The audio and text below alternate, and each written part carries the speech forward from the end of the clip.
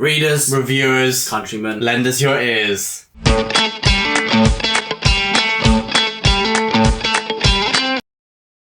And a huge thank you to all of our Patreons. Thank you to the Pit Fighters, the First Swords, and all of the Bright Stars, Truth and Courage. Hello and welcome to the channel. We're back together. There's been a few videos apart and there will be some in the future that it seems like we're together, but we're just batch recording, so we're casting an illusion. Yes, we're lying, basically. Basically, yeah. But so we had Papa Gwyn's tour, Waterstone's tour, for the release of Fury of the Gods, and so we accompanied him to some of those, and so I'm back for a few days. Why we look so we're recording a few. Tired. Yeah, we are very tired. It was absolutely incredible. Yeah. But we will get into that in the October wrap-up, so we won't yap on about that today, but it's incredible to meet so many amazing people and to see the Papa Gwyn love. And you know what? It's really fired me up for some fantasy reading, which is kind of agonising because the majority of the list I have to talk about for the November TBR today is university reads and exams. And a lot of academic texts which I haven't even mentioned. Just retire. Just retire from uni. Yeah. That would be nice. But let's keep on the positive note. I'm enjoying uni. Ed, you've got some amazing reads. I'm going to fit in some fancy reads via audiobooks. Nice. So let's just get into it. Perfect. Ed, shall I start with the read-along? The read-along. Well, I think if you've been following the channel, you know by now, the read-along is The Fury of the Gods by Papa Gwyn, the Bloodsworn Saga. This came out October 22nd. So some people in the Discord, we've jumped on early, we've been cheating, dived into Fury of the Gods early because just could not wait to get into it. It's so awesome now it's finally out, we can talk to people about it. And I'll tell you what, seeing everyone's reaction is just amazing. I mean, Papa Gwyn literally poured his heart and soul into this book, and seeing all the positivity surrounding him and all of the heartwarming thoughts from all the readers is just amazing to see, really amazing to read, and we're really grateful to be in just this wonderful community, so thank you everyone. And The Fury of the Gods is a ride.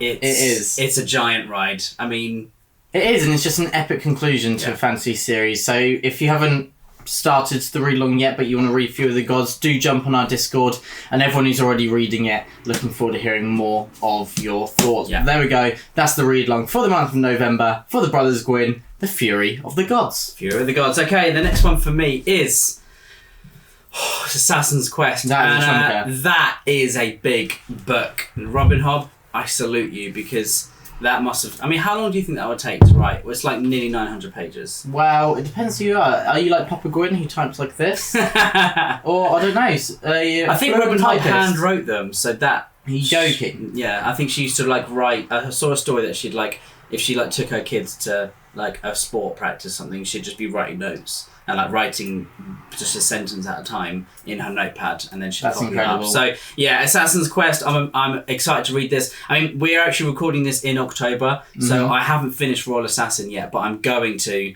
I'm about a quarter of the way through, and it's just blowing my mind at the moment.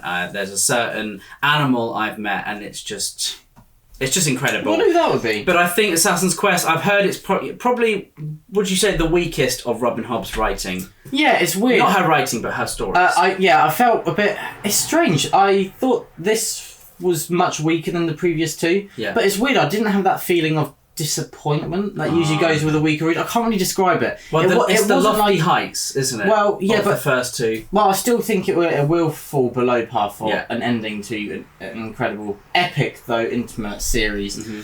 But I don't know. It just had a factor that didn't make me kind of hesitate to dive into more of her works. It didn't even pop up. It didn't rear its head. It wasn't even a question. It's probably because you love the characters.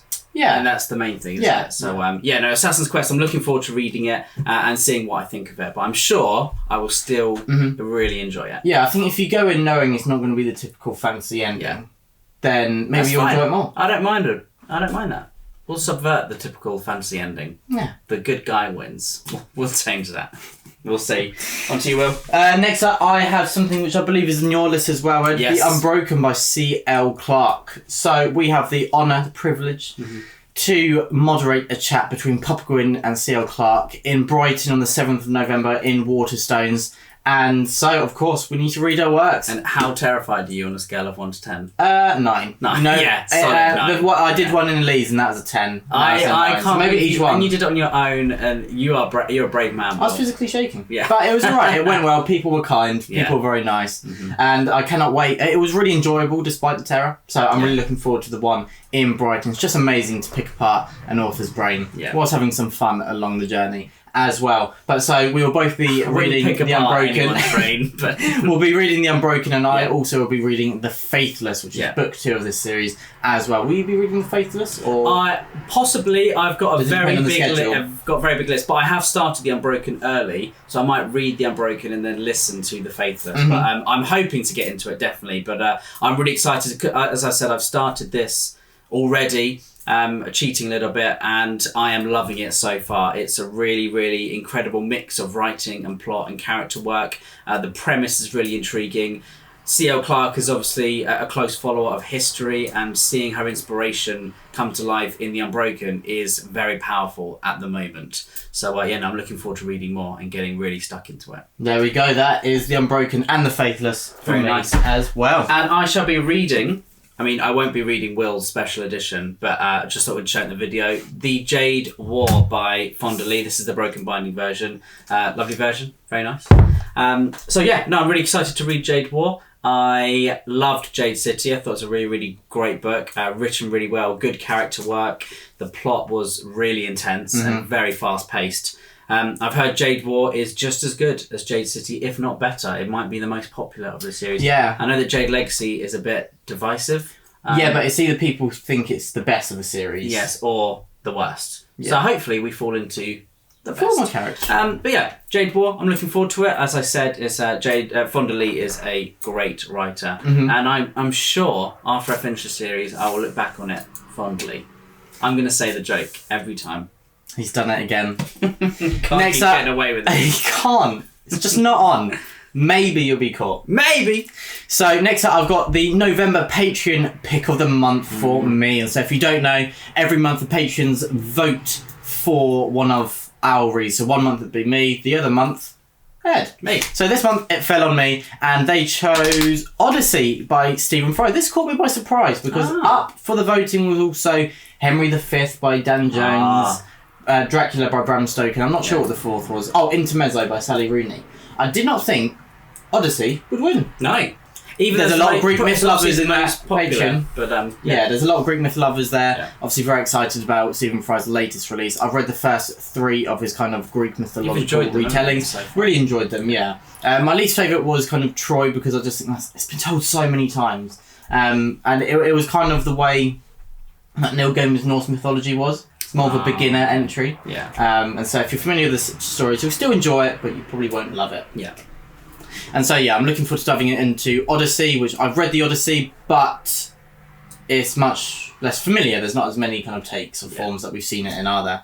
And so, really looking forward to diving into Odyssey by Stephen Fry and returning to his wit and charm. Very nice.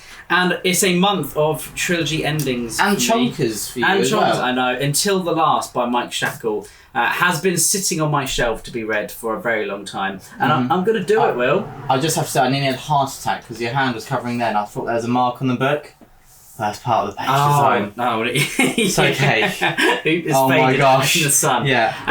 Ed, I cannot wait for you to read this. Honestly, it's incredible. If you haven't already, you should check out Talking Stories' video on 5 reasons to read the Last War trilogy. Yeah. Because if you haven't read it, what are you doing? It's epic, fast-paced fantasy with complex characters who there is an obvious good and bad, but they're grey as well. And so you know who you're rooting for, but they are complex. They commit some terrible acts at times. Yeah. And the way that this plot just draws together and the characters intertwine is wonderful. Yeah. Wonderful stuff. Mike Shackle's just an incredible author. As you agree from the first 2 installments. I do. And this is a big, hard, punching finale. And what are some of my favourite things about authors and their writing is that sometimes they ask questions through their writing rather than, as Tasha Suri said, giving answers. So it's more about asking questions. And Mike Shackle he proposes a lot of questions, gives you a few avenues to kind of to walk down, and then he lets you make your own mind up. But I'm really excited for this. I think Will is very excited about my list as well, because there are some reads here that you've wanted me to read for quite a long time. So there are. I'm doing this for you. It's the month of payoff. Obviously, this is the Will month. Because you're at uni, it's not because you've loved the first books of the series that I've recommended you. Yeah, but pleasing you is an extra bonus. That's nice. See, the brotherly love on pure show. Just for the morning. Here, although I feel there's a bit more to why he's reading them than just trying to please his brother. But yeah, that's just me. Maybe. Next up, I've got the Dungeon Anarchist's cookbook. Are you listening to this as well? Finished it. You finished it? Yeah, finished it. Wow. Completed it. So this is book 3 of the Dungeon Crawler Cull series. You know, a few weeks ago, I wrote down all of the reading list I had for uni, and then I started, and I was just like, what is going on? And then I had to go for a long walk and do something, not out of pain. I had to go and get like a key cut, so it was like a 40-minute walk there, and then 40 minutes back. And I just started Dungeon Crawler Cull book 2, and it was just so good. Were you just laughing on the pavement? It was so good. It healed me. Yeah. It really healed me. And so I expect more of the same with book 3. I think that this series, 3 and 4, where it's meant to really like kick off, raise it up a notch. And so, yeah, really looking forward to the Dungeon Anarchist Cookbook. It's a good one. It's definitely a good one. The next one for me is carrying on my read-along with Sadie. Oh, nice. We are listening to A Court of Mist and Fury. Book 1, A Court of Thorns and Roses. You're matching with what you're wearing. Me and Sarah J. We're just so professional. I actually was very pleasantly surprised with book 1. I haven't actually talked to you about it yet. No, we'll talk properly in the October wrap-up, I'm sure. But yeah. What pleasantly surprised you? Just very quickly. I mean, I love reality TV, and I love the drama. It's the drama, Mick. I love it. Gavin and Stacey. Yeah, we're big Gavin and Stacey fans, but I just love watching the drama play out. And maybe I found my new favourite genre, and I think Julie Crisp is going to be very cross with me. But no, I did enjoy A Court of Thorns and Roses for what it was. There was some very clunky stuff. A few bits were a bit cringy and a bit cliche and very cheesy. But I did enjoy it, and I feel like if I watched it on the screen, I'd be like, there's enough good stuff. You'd want to look away, but you can't help but watch it. So there's enough good stuff to kind of forgive. Yes, the bits it was lacking. Definitely. But Sarah J. Maas, she did so because the main character uses a bow. She loves using a bow, and she always says she fired the bow. Why would you fire a bow? You can't fire a bow. What's the point? It's okay. So that was in the first chapter, and that really upset me. But after that, when we met the fairies, I was like, no, it's good. I enjoyed it though. I do find like I've read out other series. It's just quite addictive prose. So is it Throne of Glass you read? Yeah. Everyone says that's probably one that we would enjoy. Like genuinely enjoy. I think that's what it's called, yeah. Just her prose I just found you can kind of glide through it very quickly. Yeah, definitely. Very accessible. You found your new binge reads, Ed. Don't tell anyone. I won't. Good job we're not recording it. Yeah, good job we aren't doing that. Did you click record? Ooh. Let's hope so. Maybe not. Let's hope so. Next up, I've got the Old English riddles. Not all of them, because there's quite a few. But there's a few that we're going to be going through in my Old English course. No, I've got an idea. Don't read it. Just read Riddles in the Dark, and then you've basically covered it. Then I'm sorted, because Tolkien, you know what? He stole a lot. Actually, I'm sorry. He was inspired. He magpied. He borrowed it. He magpied. But the thing about Tolkien is that he borrowed it before anyone else thought of borrowing it. Which is just genius. Which makes him the genius. I saw something which is like basically the further we get through time, authors basically just have to be cleverer where they steal things from and more niche. Yes. Like it's getting more and more niche and specific where they're getting inspiration from. Yeah. Where they're magpieing because they can't magpie what Tolkien's magpied now because it seems like they're magpieing from Tolkien, which is just too close to home. And then you write something like Papa Gwyn wrote Malice, and obviously there's a wolven in there, basically a direwolf, and a boy finds the direwolf, and then everyone was saying that Papa Gwyn copied A Song of Ice and Fire, but he hadn't even read it. No. He didn't even know what happened. So it's just sometimes you have a cool idea and someone else has already pillaged it from somewhere else. Yeah. That's true. It's very true. Yeah. And so a few Old English riddles along the way. But yeah, back to you, Ed. Next for me is Howling Dark by Christopher Rocchio. Now, this is book 2 of the Sun Eater series. Mm-hmm. And I read Empire of Silence last month, and as you'll see in my October wrap-up, I really enjoyed it. It didn't blow me away, but I was like this... I was just so close to loving it, but there was just something holding it back. Most people say it is the weakest instalment of the series. But every time they got somewhere that I was like, yes, it's about to get insane, then he then did something else. And I was like, no, just stay Tantalising. here. Yeah, I mean, there's a gladiator section, and you can't go wrong with a gladiator section. No. But the only way you can go wrong with a gladiator section is when you only do it for a couple of chapters. So I was disappointed there. But I did enjoy it. I think Christopher Rocchio is a very talented writer, and I'm definitely going to read the rest of the Sun Eater series. So Howling Dark is next. I love the American covers. This might be a first, but the UK covers are not very good. Well, you do also prefer Shelley Parker Chan's. Yeah, that is the American one that comes to mind. That is like a fantastic. Yeah, I love the colours. I love a yellow book. Maybe that's a video we can do. I saw Library of Viking did him and his wife. Yes. They kind of compared which cover do they prefer. Yeah. So maybe we can do that. Maybe, you could be the role of the wife, and I'll be the. Okay, we don't have to follow it exactly. Okay, that's yeah, there we go. That I do need to start Empire of Science, but I just know, I'm sorry, I'm not going to do it for quite a while. No, but I feel like you would really get a lot out of it because it is. I mean, people say it's like Name of the Wind meets Dune, but I feel like it's more similar to Red Rising. Oh, really? But if maybe someone with more lyrical prose. It is space opera, isn't it? Yes, yeah, but it feels like Red Rising, like it feels like a fantasy book. And is it a Chronicler's Tale? Yes. Yeah, which I like. I'm a sucker for that. I love a Chronicler's Tale. If you read the first chapter, you'd be like... I feel it's something that's quite risky, like it can be done quite poorly, but also if it's done well, it's got huge potential. But I feel like Christopher Rocchio is he's a talented writer already, so yeah. Awesome. Well, hopefully I'll start it at some point before 2027 or 28, 29. Next up, I've got North and South by Elizabeth Gaskell. I'm reading this part as part of my Victorian literature module, and I know a grand total of nothing about this book. That's helpful sometimes. Yeah, I can show the cover. I can say it's by Elizabeth Gaskell. I can say that it's considered canon and a classic. It's Victorian literature.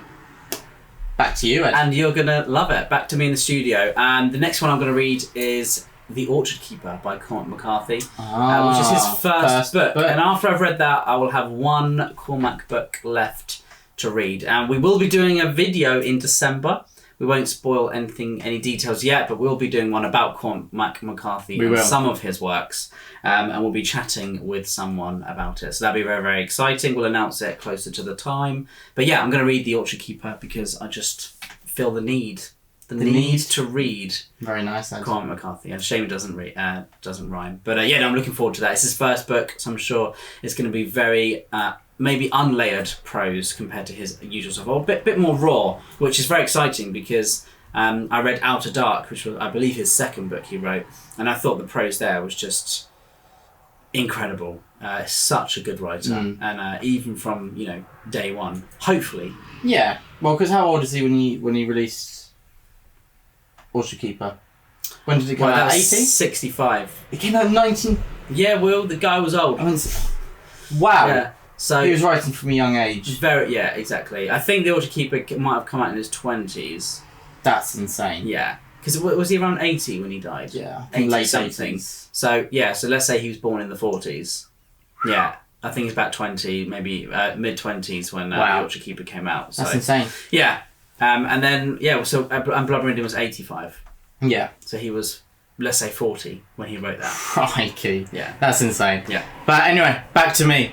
And I have got The Mill and the Floss by George Eliot, another book which You're spoiling us with these fantasy stories. Just don't really know much about. No. I'll be honest. I started Adam Bede and then realised I have to read The Mill and the Floss first. So, going to Mill and the Floss, Adam Bede, it didn't hook me, I'll be honest. It was nice prose, but just the themes didn't click with me. But so hopefully Mill and the Floss is a bit more there. Yeah. Well, just got to keep your beady eye on it. You'd be fine. Mill on the Floss as well. I know. That's a lovely name. Yeah, I know. These books, you probably don't want to know much about what they're about.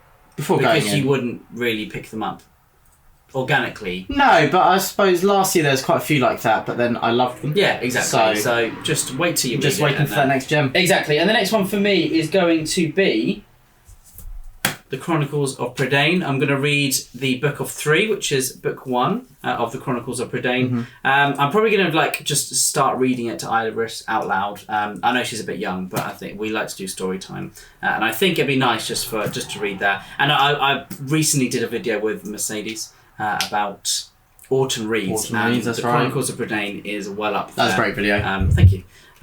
It was by the fire and I nearly got set aflame, but it's fine. So I'm looking forward to reading this. This is like the books of my childhood, and hearing Papa Gwyn talk about them last night at the Waterstones Piccadilly event, he was saying that this book kind of put that love for fantasy inside him. So I'm very excited to read the Book of 3 again. I've read nostalgia's going to hit hard. Yeah, exactly. Like, we're going to be reunited with Taran, Eilonwy, Fleur de Flamme, Gwydion. Gwydion's. I can't believe he wasn't in the film. Henwen, of course. Iris does remind me of Henwen. I think they look very similar. In a lovely way. I'm not calling her a piglet. Henwen's lovely. She is Iris. lovely. I agree. And I think, Will, that is all of my list. Oh my God, Ed, we've worked together perfectly. We have. I'm done as well.